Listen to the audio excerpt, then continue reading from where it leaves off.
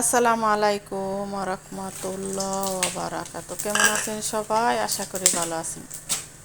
এখানে দিয়ে দিলাম ফোড়ন, পাঁচফোড়ন, দিয়ে দিলাম আলু বেগুন,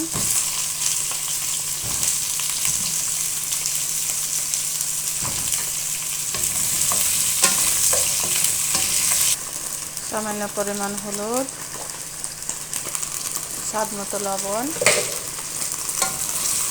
ভালো করে তেলের সাথে একটু ভেজে নিব। ফোড়নের সাথে আলু বেগুন। এখন দিয়ে দিলাম আমি কুমড়ো শাক, ভালো করে ধুয়ে নিয়েছি বেছে।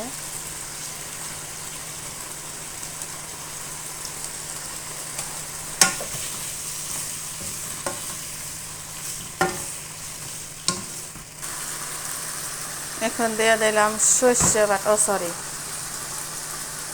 এখানে সর্ষে বাটা, সর্ষে, রসুন, কাঁচামরিচ ভালো করে আবার কষিয়ে নিব সবজির সাথে।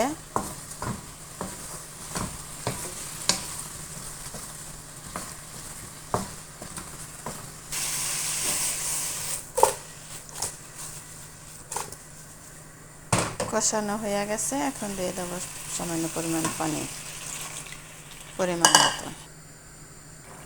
এখন দিয়ে দিলাম আমি ভেজে রাখা মাছ। এটি বাহারানির চাপি মাছ, আমি একদম কড়া করে ভেজে নিয়েছি।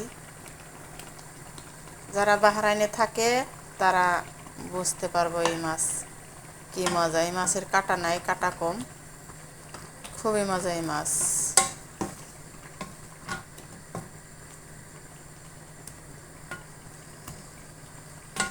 আরবিরে এই মাছটা বেশি খায়। এই মাছ হামর, চেনাব, এটি কালারটা দেখেন কত সুন্দর হয়েছে, মাশাআল্লাহ বারাকাল্লাহ। আমি একটু এখন মশলা কম খাই, একদম মশলা ছাড়া সামান্য পরিমাণ হলুদ ও শুকনো মরিচ ছাড়া, কম তেলে কম মশলা,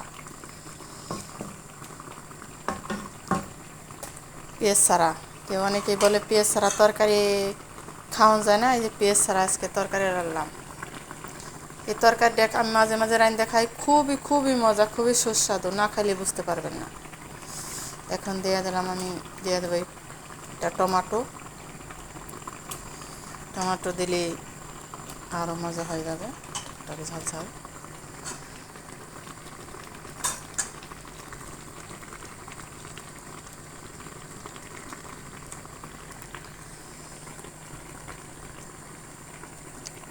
সে হয়ে গেছে, একদম মাখা মাখা হবে।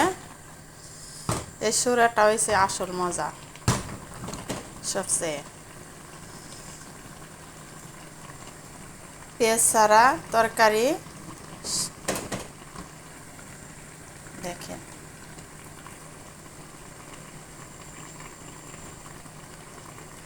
কে কে খেয়েছেন অবশ্যই কমেন্টে জানাবেন। ভিডিওটা ভালো লাগলে অবশ্যই লাইক, কমেন্ট, শেয়ার করুন। ভালো থাকবেন সবাই। আল্লাহ হাফেজ।